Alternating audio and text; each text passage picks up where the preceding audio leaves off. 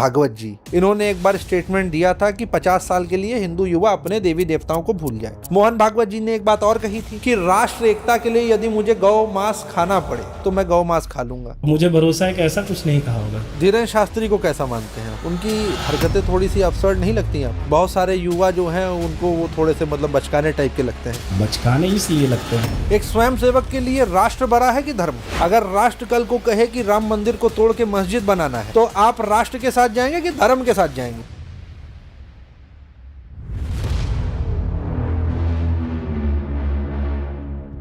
हमारी गंगा मैया जो है उनमें वो बैक्टीरिया मिल रहा है जो गटर में मिलता है। अभी एक विदेश से एक व्यक्ति आए थे, उन्होंने पूरा टेस्ट करके दिखाया। अभी आपके प्रधानमंत्री, आपका संघ, आपकी हिंदुत्व की विचारधारा, इस पर कभी क्यों नहीं आवाज उठाती? काशी में मंदिर तोड़े गए, 300 से ऊपर प्राचीन मंदिर, तो उनको तोड़ने के लिए गुजरात से मुसलमान लेबर बुलाए गए, तो उस पर क्या कहना है? मुझे उससे फर्क नहीं पड़ता। आगे क्या प्लानिंग है संघ की? क्योंकि इस समय बड़ा ही डामाडोल परिस्थिति नजर आ रही है। ब्राह्मण समाज एकदम तीव्रता से एकदम चिढ़ा हुआ है। मुझे लगता है कि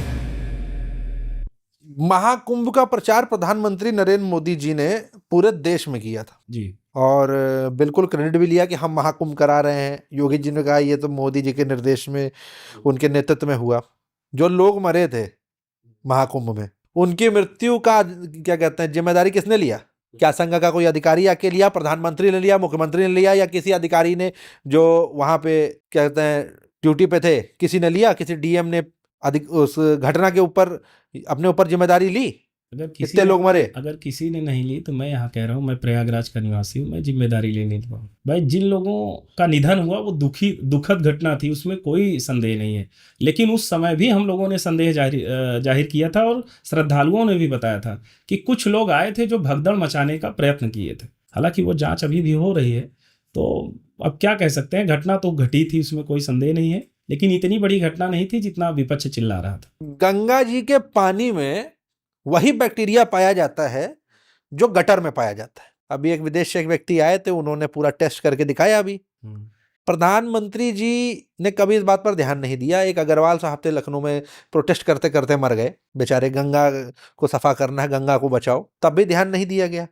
अब जब विदेशी न्यूज चैनल्स में चल रहा है कि हमारी जो धार्मिक होली गैंजेस रिवर, हमारी गंगा मैया जो है, उनमें वो बैक्टीरिया मिल रहा है जो गटर में मिलता है। आपके प्रधानमंत्री, आपका संघ, आपकी हिंदुत्व की विचारधारा, इस पर कभी क्यों नहीं आवाज उठाती? नहीं, हम बिल्कुल आवाज उठा रहे हैं, आपके सामने बैठ के आवाज उठा रहे हैं। गटर एक्चुअली गंगा जी के पानी में गटर के बैक्टीरिया नहीं है। जो लोग ये न्यूज बनाते हैं उनके दिमाग में वो गटर का बैक्टीरिया है। पहली बात, माँ गंगा हमारी पवित्र थी, हैं और रहेंगी, इसमें कोई संदेह नहीं है। जिसको जब जांचना हो आए और एक बॉटल में गटर का पानी भर लें और दूसरे बॉटल में माँ गंगा का जल भर लें और ले जाएं, अपने पास रख के देख लें कि किसमें बैक्टीरिया है, कौन सा जल अशुद्ध है, कौन सा शुद्ध है। प्रत्यक्ष को प्रमाण की आवश्यकता नहीं है और कानपुर की बहुत सारी जांचें हुई हैं जिसमें सिद्ध हुआ है कि पिछली सरकारों की अपेक्षा माँ गंगा बहुत ज्यादा शुद्ध हो गई है। कानपुर की फैक्ट्री से लेकर शहरों के नाले तक नदियों से जुड़े हुए हैं। लखनऊ में गोमती नदी में आप देखेंगे तो झाग निकलता है। अब ये मत कहिएगा कि दूध गंगा बह रही है वहां पे या दूध गोमती हो गई है। और गंगा जी के पानी में शहर भर के नाले कनेक्टेड हैं, ये कोई छुपी बात नहीं है। तो कैसे आप कहते रहे हैं कि हमारी पवित्र नदी है, हमारी माता है, और हम उसी में अपने शहर भर का कचरा ठेलते जा रहे हैं और उसके बाद कह रहे हैं कि शुद्ध हो गई? अरे मुझको ये बताइए कि अगर पिछली सरकारों के मुकाबले शुद्ध हो भी गई, लेकिन है तो अभी भी उसमें बह रहा पानी गंदा। बिल्कुल। अभी क्योंकि मैं एग्जैक्ट आंकड़ा तो नहीं रख सकता हूँ, विषय ये है कि जब शहरीकरण बढ़ रहा है तो उसका जल जाएगा कहाँ। अभी सरकार ने जब से ये नमामि गंगा और जो प्रोजेक्ट चले हैं माँ गंगा को शुद्ध करने के लिए, तो सरकार ने एसटीपी के माध्यम से, मतलब जो शुद्धिकरण के प्रोजेक्ट लगते हैं, लगभग हर शहर में भारी मात्रा में बनवाए हैं। अभी हमारे प्रयागराज में जो बड़े वाले नाले थे जितने, लगभग सभी का जल अब शुद्ध होके फिल्टर होके अब गंगा माँ में जा रहा है, लगभग सभी का। और उसी तरह माँ गंगा में जाने वाले लगभग जितने बड़े नाले थे वो 99% अभी क्लोज हो चुके हैं। अभी जो बचे हुए हैं उस पर भी कार्य चल रहा है। तो इसके पहले से बातें होती थी, अब जमीन पे काम हो रहा है। जब तक हम उसका ट्रीटमेंट प्लांट नहीं लगाएंगे जल को शुद्ध कर नहीं पाएंगे। और शहरीकरण नदी के किनारे ही हो रहा है, तो जल तो जाना ही है, लेकिन उसको शुद्ध करके भेजने की योजना है सरकार की और उसमें सफलता भी मिल रही है। काशी में मंदिर तोड़े गए, 300 से ऊपर प्राचीन मंदिर, ब्यूटिफिकेशन के नाम पे, कॉरिडोर्स के नाम पे, उनको तोड़ने के लिए गुजरात से मुसलमान लेबर बुलाए गए, प्रधानमंत्री के द्वारा ये कार्य कराया गया। लेबर तो प्रधानमंत्री जी नहीं तय किए होंगे। नहीं, उनके ही तो ऑर्डर थे। 200 मीटर चलने के बाद जब प्रधानमंत्री जी को लगा कि अब भगवान को मुझे दर्शन देने जाना है और मैं 200 मीटर पैदल चल के जाऊं, है, कॉरिडोर बना दो यहाँ पे। तो वहां पे हनुमान जी की एक प्राचीन मूर्ति थी, कहा कि इसको उखाड़ा जा सकता था, लेकिन क्या उखाड़ने में मेहनत ज्यादा लगेगी, पांव काट दो। एक तिवारी जी वहां बैठ के उनकी 4-5 पीढ़ी से पूजा करते थे, वो बेचारे पागल होके घूम रहे हैं वहीं पे काशी में। तो ऐसे बहुत सारे घटना घटित हुई। उस पर क्या कहना है? आप तो हिंदुत्व की लड़ाई लड़ते हैं, मंदिर तोड़ने वाले। मैं कह रहा हूँ, मोदी जी क्या औरंगजेब से कम हो गए? ये तो मुझे लगता है कि गलत उनके लिए परिभाषा है।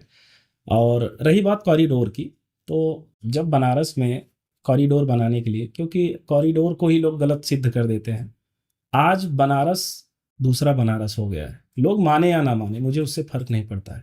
श्रद्धालुओं की संख्या हो या लोगों की आस्था की बात हो, लगातार आस्था बढ़ रही है। और जो पहले पर्यटक गिने चुने समय में जाते थे, अभी बनारस मतलब मुझे लगता है कि लगातार पर्यटकों की संख्या वहाँ पे एकदम अच्छी संख्या है। उसकी एकमात्र देन है सुविधाएं। जो श्रद्धालु, हिंदू श्रद्धालु वहाँ पहुँचे, पतली पतली गलियों में जाने में बहुत उनको दिक्कत होती थी, तो वहाँ पे सुविधाएं बढ़ाई गई। और रही बात मंदिरों की, तो बहुत सारी मंदिरें टूटी हैं, लेकिन बहुत सारी मंदिरें वहाँ जो घरों में कैद थी वो भी आज़ाद हुई हैं और उन मंदिरों को संरक्षित किया गया। अभी आप कॉरिडोर जाएंगे तो हमने देखा है कि करीब उसमें 10-12 मंदिर ऐसी हैं जो पुरानी मंदिर है, उसको उसी कॉरिडोर में मूल स्वरूप में संरक्षित किया गया। और जो मंदिरें तोड़नी पड़ी मजबूरी में, उन सभी मूर्तियों को एक विशेष स्थान बनाकर विशेष रूप से स्थापित करके उनका भी देखभाल किया गया। तो देखिए, दो स्वरूप होता है। एक व्यक्ति होता है जो अपने मूल तत्व पे ही एकदम अडिग रहता है, और दूसरा स्वरूप है जो चाहता है कि अब नवीनीकरण हो। हम लोग अब 21वीं सदी में पहुंच गए हैं, जब तक चीज़ें आकर्षक नहीं होंगी तब तक लोगों को वो प्रभावित नहीं करते हैं। तो हम मंदिर को अपने बार बार पुताई क्यों करते हैं, सजाते क्यों हैं? भाई आप कहिए कि ये तो हजारों साल पुराना है, इसमें तो नया पेंट चढ़ा के इसको अशुद्ध कर रहे हैं, इसीलिए ताकि वो देखने में अच्छा लगे, शुद्ध लगे। और अभी तो हम लोग वहाँ पे मूल मंदिर का निर्माण नहीं कर पाए, वो अभी हमारे आंदोलन का हिस्सा है। अभी हम लोग विश्वेश्वर महादेव जी का नया मंदिर बनाएंगे, अपने मूल स्थान पे बनाएंगे। पर्यटक और श्रद्धालु के बीच में अंतर क्या है? देखिए, श्रद्धालु वो होता है जो श्रद्धा के भाव से जाता है, दर्शन के उद्देश्य से जाता है। पर्यटक वो है, जैसे अभी चिड़ियाघर में लोग जाते हैं। आज वैलेंटाइन डे है। आज मैं एक उदाहरण दे रहा हूँ, इसको आप पॉजिटिव लीजिएगा। आज वैलेंटाइन डे है। एक दौर ऐसा था कि जब ये सब पर्व तारीखें आती थी तो लोग कहाँ जाते थे? मनाली, शिमला जाते थे, या ऐसी कोई जगह खोजते थे जो आकर्षक। लेकिन आज व्यक्ति धार्मिक स्थलों को अपना डेस्टिनेशन बना रहा है, टूरिज्म के लिए। तो वो पर्यटक भी खींच के आए हैं जो जाते थे कश्मीर घूमने। वो आज अयोध्या में अभी 1 तारीख थी, 1 जनवरी को, वो कोई पर्व नहीं था, वो तो त्योहार वाला दिन नहीं था, वो तो बस एक नए साल का उत्सव मनाते थे लोग। कहाँ जाके? पहाड़ों पे जाते थे। 4 दिन पहले मंदिर ने नोटिफिकेशन जारी कर दिया कि नए लोग अब अयोध्या ना आए। पूरी बुकिंग फुल हो गई है, पूरी सीटें बुक हो गई हैं सारे, मतलब इतने ज्यादा लोग आ गए हैं, रोकना पड़ा उनको। आप बताओ ये क्या है? ये पर्यटन का बढ़ावा है। टूरिज्म एक बड़ा सेक्टर है, भारत के ग्रोथ का इंजन है, तो हमारे धार्मिक स्थलों ने उसको भी बूस्ट किया है। पर्यटन जो होता है, चिड़ियाघर में लोग भालू देखने जाते हैं, बंदर देखने जाते हैं, चीता देखने जाते हैं। हालांकि चीता तो भी नाम्बिया से आए थे, भारत में तो खत्म ही हो गए थे। खैर, देखने जाते हैं। श्रद्धालु श्रद्धा के भाव से जाते हैं। तो क्या भगवान, ये मंदिर अब चिड़ियाघर की तरह हो गए कि लोग, पर्यटक जाएंगे वहां पे देखने, अरे देखो देखो राम जी बैठे हुए, देखो तो हनुमान जी बैठे हैं, ताली बजाएंगे हू करके। ऐसा है कि जो पर्यटक के भाव से जाएगा वो वहां से भक्त बन के आएगा। आप किसी भी भाव से जाइए, जब भगवान के सामने पहुंचेंगे तो आपका भाव बदल जाएगा। तो हम तो चाहते हैं लोग जाएं। अभी कुछ समय पहले में केदारनाथ में एक महिला गई थी, वो नोट चढ़ा रही थी भगवान जी को, नाच रही थी, उसका वीडियो वायरल, फिर नीचे जाके दारू पी रही थी। तो उसका भाव तो नहीं बदला? क्या कह सकते हैं, अब किसी व्यक्ति विशेष और अगर नवीनीकरण की बात करें तो अजंता की मूर्तियों की जगह फिर वहां पे फिल्म के वीडियो लगा देने चाहिए, टीवी लगा के, क्योंकि नवीनीकरण तो वहां भी हो जाना चाहिए अगर इस लॉजिक से हम चले। नहीं, ये आप दूसरे दिशा में बात को ले जा रहे हैं। अरे नए युवाओं को सीखने के लिए चित्र से बेहतर है चलचित्र हो। नहीं, चलचित्र बिल्कुल दिखाया जाएगा, लेकिन वो चलचित्र होगा भगवान राम का, कृष्ण का, महात्मा बुद्ध का, वो चलचित्र का स्वरूप दूसरा होगा। लेकिन फिर अजंता की अगर मंदिर को कल को फिर अजंता जीर्णोद्धार हमारे लिए करना, पूजनीय है, ऐसे शब्दों अगर का उस प्रयोग मंदिर का आप ना फिर करें तो ठीक रहेगा। जीर्णोद्धार करना हो तो इस नवीनीकरण के लॉजिक से तो वहां पे फिर सीसीटीवी प्रॉपर वीडियो टीवी लगा के वहां पे प्रॉपर चलचित्र दिखा देने चाहिए। नहीं, नवीनीकरण की आवश्यकता जहाँ है वहां होगा ना। अगर वहां पे क्या काशी ने नवीनीकरण मांगा था? नहीं, बिल्कुल मांगा था। क्या ये नवीनीकरण था कि 300 से ऊपर मंदिर तोड़ मैं कह दीजिए? रहा हूँ कि हम लोग सावन में जाते थे वहां कांवड़ से जल चढ़ाने, हम्म। और हर साल बड़ी असुविधा होती थी वहां पे। जितने भी मतलब लाखों लोग जाते थे, बड़ी असुविधा होती थी। अब तो कोई असुविधा नहीं होती थी भाई। हम जैसे हजारों लाखों हिंदू चाहते थे कि वहां पे नवीनीकरण हो। और अच्छा, उसका परिणाम क्या है? जैसे आप एक मानक तय करते हैं, जनता की बात है, तो उस नवीनीकरण के बाद लगातार जनता ने मोदी जी को वहां पे समर्थन दिया है, वोट दिया है। वोट कम हो गए थे इस बार, ठीक है, कुछ कम हुए, ज्यादा हुए, काफी उससे कम फर्क हुए नहीं थे, पड़ता है, लाखों की संख्या में लेकिन कम वो हो गए। लगातार जनता का समर्थन प्राप्त कर रहे हैं। इसी से सिद्ध होता है कि उनके निर्णय सही। क्या इस बार काशी से चुनाव लड़ेंगे? बिल्कुल लड़ना चाहिए, हम तो उनका स्वागत करते हैं। हम तो कहते हैं प्रयागराज आ जाए। हम तो कह रहे हैं कि नहीं लड़ेंगे। अब आप कह सकते हैं, आप भी स्वतंत्र हैं। जी। तो आगे क्या प्लानिंग है संघ की? क्योंकि इस समय बड़ा ही डामाडोल परिस्थिति नजर आ रही है। ब्राह्मण समाज एकदम तीव्रता से एकदम चिढ़ा हुआ है, और शंकराचार्य जो है वो अलग ही मतलब क्रोध दिखा रहे हैं। नहीं, मैं संघ का रणनीतिकार नहीं हूँ। हमने पहले ही बताया, मैं सिर्फ एक साधारण सा स्वयं सेवक हूँ। कौन है शंकर रणनीतिकार? मोहन भागवत जी हैं। मोहन भागवत जी को लोग भल भल गालियां दे रहे हैं। आप देखिए, ऐसा बेचारे है, वही गाली खा रहे हैं सबसे ज्यादा। ऐसा है कि जो गाली देते हैं वो रावण प्रवृत्ति के लोग हैं। वो समाज से आप कभी, रावण को ऐसा मत बोलिए, रावण भी हिंदू था। बिल्कुल आप कह सकते हैं, जो थे तो उसमें कहने में क्या आपत्ति है।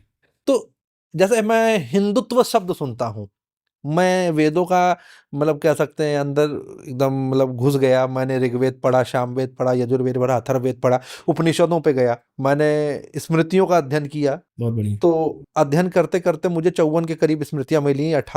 कुछ 36 स्मृतियां थी, 18 उपस्मृतियां मिली मुझे हिंदुत्व शब्द जो है ये नहीं मिला। फिर मैं 1880 के बाद के कुछ मराठी लेखों में मैंने इसको पाया, सावरकर की विचारधारा से मिला पाया, लेकिन ऐतिहासिक किसी ग्रंथ में मुझे हिंदुत्व शब्द नहीं मिला। तो ये हिंदुत्व है क्या मतलब? अब देखिए, अभी ये सवाल हमने देखा था टीवी पे, क्योंकि मैं कुछ कोट जानता हूँ, लेकिन उसको ऑथेंटिक कर पाऊंगा कि नहीं ये नहीं मैं कह सकता। लेकिन मैंने देखा था टीवी पे ये सवाल शंकराचार्य जी या अन्य लोगों से किया गया था, या शायद जगत गुरु रामभद्राचार्य जी से इस शब्द को पूछा गया था। तो उन्होंने इसको बराबर कोट करके कई ग्रंथों का हवाला दिया था और बताया था किस पेज पे कहाँ पे हिंदुत्व शब्द का प्रयोग किया गया है। आप उनका इंटरव्यू सुन सकते हैं।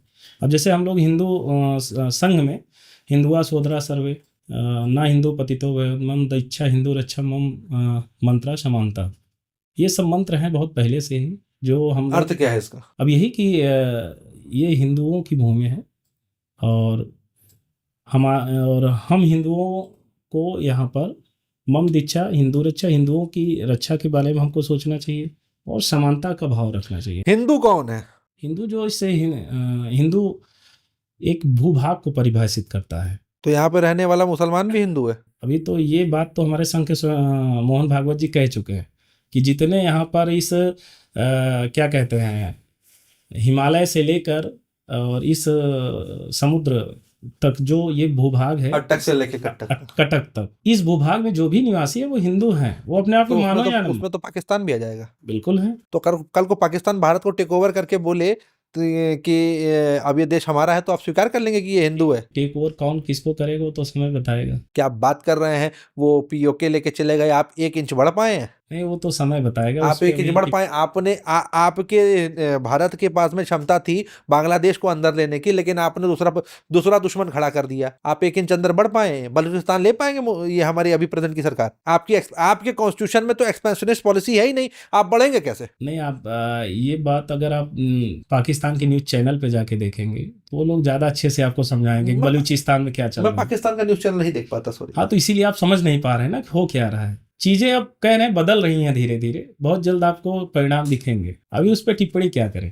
तो कैसे मतलब ये परिणाम दिखेंगे? प्रधानमंत्री नरेंद्र मोदी सतरंगी घोड़े पे सवार होकर क्या पाकिस्तान जाएंगे कब्जा करने? देखिए, मोदी जी हो, योगी जी हो, योगी जी जाएंगे? नहीं, मैं एक बात बता रहा हूँ, हम लोग एक छोटा सा अंश है। हम जितने भी हिंदू इस समय भारत में रह रहे हैं, या जितने हम सब हैं, जो हिंदुत्व के लिए लड़ते हैं या कार्य करते हैं, ये सभी छोटे से अंश है।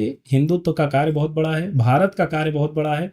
कोई ना कोई नेतृत्व करेगा, कोई ना कोई मार्गदर्शक बनेगा, सेनापति बनेगा और विजय अपनी होगी। तो ये थे मानेंद्र सिंह जी, जो कि संघ के एक सक्रिय कार्यकर्ता हैं, हिंदुत्व की बुलंद आवाज हैं और इनके वक्तव्य विचारों से आज हम सब प्रेरित शायद हुए हों। मैं सवाल पूछता रहूंगा, सवाल जवाब मिलते रहेंगे। अच्छा लगे या बुरा लगे, हम ऐसे ही चलेंगे। तब तक के लिए सबको नमस्कार। जय श्री राम।